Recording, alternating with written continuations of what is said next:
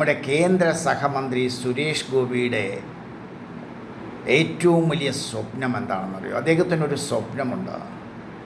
നമ്മുടെ അമേരിക്കൻ ഗാന്ധി എന്നറിയപ്പെട്ടിരുന്ന Martin Luther കിങ്ങിന് ഉണ്ടായിരുന്ന സ്വപ്നം പോലെ അദ്ദേഹത്തിൻ്റെ സ്വപ്നം നമ്മൾ വായിച്ചിട്ടുണ്ട്, അല്ലെങ്കിൽ പലരും പഠിച്ചിട്ടുണ്ട്. ഹി ഹാഡ് എ ഡ്രീം, അല്ലേ? He had A dream of the nation, dream of America, where sons of former slaves and sons of former slave owners would sit together, where on the lap of brotherhood എന്ന് നമ്മൾ പഠിച്ചിട്ടുണ്ട്. സഹോദര്യത്തിൻ്റെ മടിത്തട്ടിൽ അടിമകളുടെ മക്കളും ഉടമകളുടെ മക്കളും ഒക്കെ ഒരുമിച്ചിരിക്കുന്ന ഒരു അമേരിക്കയായിരുന്നു മാർട്ടിൻ ലൂതർ കിങ്ങിൻ്റെ സ്വപ്നം. അതുപോലെ നമ്മുടെ കേന്ദ്ര സഹമന്ത്രി സുരേഷ് ഗോപിയുടെ സ്വപ്നം എന്ന് പറയുന്നത് എന്നെങ്കിലും ഒരു നാൾ ഈ രാജ്യത്ത് ഇന്ത്യയുടെ ആദിവാസി കാര്യ മന്ത്രാലയത്തിൻ്റെ ചുമതല ആദിവാസി വിഭാഗത്തിൽപ്പെട്ടതല്ലാത്ത ഉന്നത കുലജാതരായിട്ടുള്ള അപ്പർ കാസ്റ്റ് എന്ന് അദ്ദേഹം വിശേഷിപ്പിക്കുന്ന ബ്രാഹ്മൺ നായിഡു പോലുള്ള ജാതിയിൽ അല്ലെങ്കിൽ വിഭാഗത്തിൽപ്പെട്ടവർക്ക് നൽകുന്ന ഒരു ഇന്ത്യയെക്കുറിച്ച് അദ്ദേഹം സ്വപ്നം കാണുന്നു. അദ്ദേഹം പറയുന്നത് ഇത് ഈ രാജ്യത്തിൻ്റെ ശാപമാണെന്നാണ്. അതായത് ആദിവാസികാര്യ മന്ത്രാലയത്തിൻ്റെ ചുമതല എപ്പോഴും ആദിവാസി വിഭാഗത്തിൽപ്പെട്ടവർക്ക് മാത്രമേ നൽകുന്നുള്ളൂ.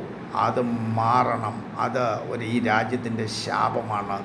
ഈ രാജ്യത്ത് ശരിക്കുള്ള പുരോഗതി ഉണ്ടാകണം, അല്ലെങ്കിൽ ആ വിഭാഗത്തിന് പുരോഗതി ഉണ്ടാകണമെന്നുണ്ടെങ്കിൽ ആ വിഭാഗത്തിൽപ്പെട്ടവരല്ലാത്ത ബ്രാഹ്മണോ നായിഡുവിനെ പോലെയുള്ള അപ്പർ കാസ്റ്റിൽ ജനിച്ചവർക്ക് ആ മന്ത്രാലയത്തിൻ്റെ ചുമതല നൽകണമെന്നാണ് അദ്ദേഹത്തിൻ്റെ അഭിപ്രായം. അദ്ദേഹം പറയുന്നത് it's a curse of our country that a non tribal person would never be made in charge of the tribal affairs ministry. അദ്ദേഹത്തിൻ്റെ അഭിപ്രായത്തിൽ എ നോൺ ട്രൈബൽ പേഴ്സണായിട്ടുള്ള ഏതെങ്കിലും വ്യക്തിയെ മിനിസ്റ്ററാക്കണം. A person from non tribal community should be made the minister, അല്ലേ? അത് let Brahmin or Naidu അവർ മിനിസ്റ്ററാക്കുകയാണെന്നുണ്ടെങ്കിൽ ശരിക്കും ഈ കമ്മ്യൂണിറ്റിയിൽ അഭൂതപൂർവമായ മാറ്റം കൊണ്ടുവരാൻ സാധിക്കും എന്നാണ് അദ്ദേഹം അഭിപ്രായപ്പെടുന്നത്. ഇപ്പോൾ സുരേഷ് ഗോപിയെ സംബന്ധിച്ചിടത്തോളം ബ്രാഹ്മണ വിട്ടൊരു കളിയില്ല. അദ്ദേഹം അടുത്ത ജന്മത്തിലൊരു ബ്രാഹ്മണാകണം എന്നാഗ്രഹിക്കുന്ന വ്യക്തിയാണ്. പൂണൂലൊക്കെ ഓൾറെഡി ഇപ്പോൾ തന്നെ ശരിയാക്കി വെച്ചിരിക്കുകയാണ്. അടുത്ത ജന്മത്തിൽ ബ്രാഹ്മണാവും. പിന്നെ നായിഡു ആയാലും പ്രശ്നമില്ല, നായരായാലും പ്രശ്നമൊന്നുമില്ല എന്നുള്ളത് അതിൽ ഒളിഞ്ഞിരിക്കുന്നുണ്ട്. കാരണം അദ്ദേഹം ഒരു നായർ സമുദായത്തിൽപ്പെട്ട ആളാണ്. നായർ എന്ന് പറയുമ്പോഴും ഉന്നത കുലജാതൻ തന്നെയാണ്. അപ്പോൾ അദ്ദേഹത്തിൻ്റെ ഈ സഹമന്ത്രി സ്ഥാനത്ത് നിന്ന് അദ്ദേഹത്തിന് ഒരു സ്ഥാനക്കയറ്റം നൽകി ഈ ട്രൈബൽ അഫയേഴ്സ് മിനിസ്ട്രി അദ്ദേഹത്തിന് നൽകുകയാണെന്നുണ്ടെങ്കിൽ ഇതിനെ കൂടുതൽ കാര്യക്ഷമമാക്കി മുന്നോട്ട് കൊണ്ടുപോകാൻ അദ്ദേഹത്തിന് സാധിക്കും.